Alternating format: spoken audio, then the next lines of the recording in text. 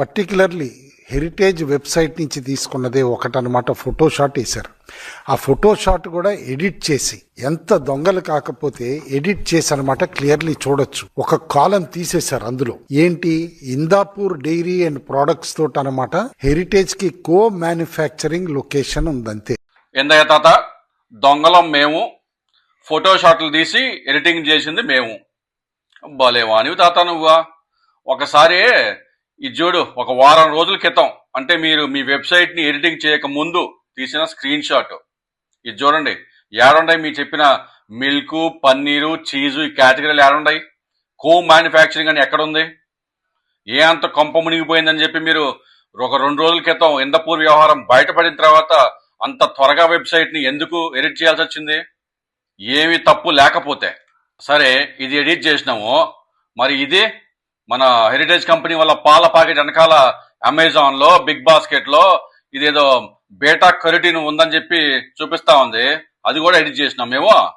అట్టా మీలాంటి వాళ్ళు ఉంటారనే వీడియో తీసి పెట్టినా, మీకు తెలియాలని. చూడండి, మరి ఇది కూడా ఎడిట్ చేసామో లేదో. ఇది కూడా నెయ్యి కాని నెయ్యి, కెమికల్ నెయ్యి, లేకపోతే ఇంకేదో డేంజరస్ కెమికల్ నెయ్యి, అదో కాదో చెప్పండి మరి జనాలకి. ఈ లాస్ట్ 2-3 రోజుల్లో మీ హెరిటేజ్ కంపెనీ వాళ్ళ ప్రెస్ నోట్లు, మీడియా రిలీజులు, లేకపోతే వెబ్సైట్ ఎడిట్లు, చేంజ్లు ఇవన్నీ చూస్తుంటే మీ హెరిటేజ్ కంపెనీ అనేది ఒక పానిక్ మోడ్ లో, ఒక ప్రెషర్ మోడ్ లో ఉన్నట్టు స్పష్టంగా కనిపిస్తా ఉంది. కల్తీ లడ్డుకు హెరిటేజ్ ఎందుకు తీసుకొస్తారు దిశ? హెరిటేజ్ కి ఏం సంబంధం నాకైతే అర్థం కావడం. చెప్తానండి బాబు గారు. మీ హెరిటేజ్ కంపెనీకి తిరుమల దేవస్థానం నెయ్యికి ఉన్న సంబంధం స్పష్టంగా చెప్తాను. ఈరోజు మీరు మీ హెరిటేజ్ కంపెనీ రిలీజ్ చేసిన మీడియా రిలీజ్ లోనే ఇందపూర్ కంపెనీ తోటి మేము పన్నీరు, మిల్క్, చీజు ఈ 3 కాంట్రాక్టులు ఉన్నట్టు మీరే ప్రెస్ మీడియాలో రిలీజ్ చేసినారు.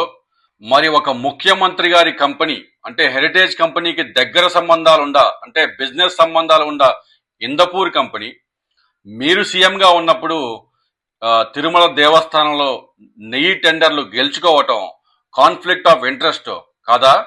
ఒక మ్యాచ్ లో మీరు ఎంపైర్ అండి, 2 టీంలు ఉన్నాయి.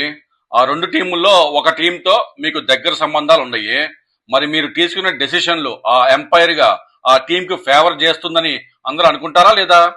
ఒకవేళ హెరిటేజ్ కంపెనీకి, ఇందపూర్ కంపెనీకి బిజినెస్ డీల్స్ లేకపోతే ఆ టెండర్లు గెలుచుకునే అవకాశం ఉందా తిరుమల దేవస్థానంలో?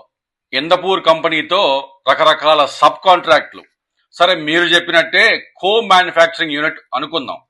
అంటే ఒక చీఫ్ మినిస్టర్ గారి కంపెనీ, హెరిటేజ్ తో దగ్గర సంబంధాలు ఉన్న కంపెనీ, బిజినెస్ డీల్స్ ఉన్న కంపెనీ తిరుమల దేవస్థానంలో నెయ్యి టెండర్లో పాల్గొంటే అది మిగతా వాళ్ళు ఎవరైతే ఆ టెండర్లో పాల్గొన్నారో వాళ్ళకి సమన్యాయం ఎట్లా జరిగింది అనుకుంటారు? ఒక చీఫ్ మినిస్టర్ గారి పొజిషన్లో ఆ తిరుమల దేవస్థానంలోని నెయ్యి టెండర్లు మీకు దగ్గర సంబంధాలున్న కంపెనీకి బెనిఫిట్ చేస్తే దాని అర్థం ఏమిటి సార్?